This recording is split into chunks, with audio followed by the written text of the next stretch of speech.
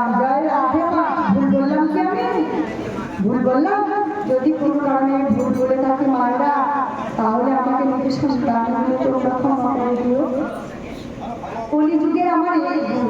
কলিযুগে মূল মন্ত্র হলো আমার হরিনাম আর গোবিন্দ পূজা, আর ব্রতর মধ্যে শ্রেষ্ঠ ব্রত হলো একাদশী।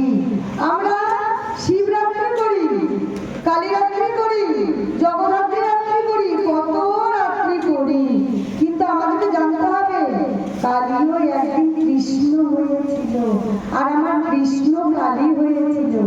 তাহলে আমি যদি গোবিন্দকে পূজা করি, তাহলে আমার কালী পূজা হয়ে যাবে, কারণ আমার কৃষ্ণই তো কালী সেজেছিল।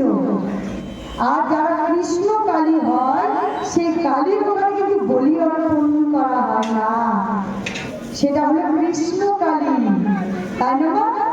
ওই জন্য বলেছিল যে কৃষ্ণ যদি কালী অবতার ধারণ করতে পারে, তাহলে কালীর মধ্যে আমার গোবিন্দ আছে, তাহলে গোবিন্দ পূজা করলে আমার কালী পূজা হয়ে যায়। আমার ভোলানাথ হলো মহাবৈষ্ণব।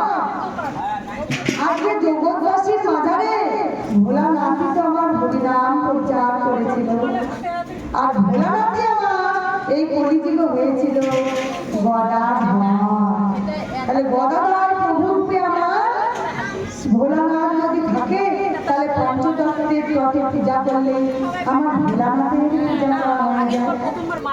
আমার রাধারানী সে কলিযুগে হলো কি গদাধর, তাহলে আমার পঞ্চতত্ত্ব পূজা করলে রাধারানীরও সেবা হয়ে যায়।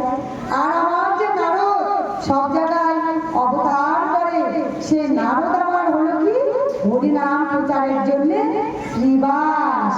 তখন ধরাধামে যখন শ্রীবাস গৌরহরিকে বলল নদিয়াতে যে প্রভু তুমি তো বলো তোমার নাকি ভক্ত হবে, ভক্ত হবে, ভক্ত হবে, কোথায় তোমার একটা ভক্তকে আচ্ছাদন করাও তো আমাকে, আমি একটা ভক্ত দেখতে চাই তোমার।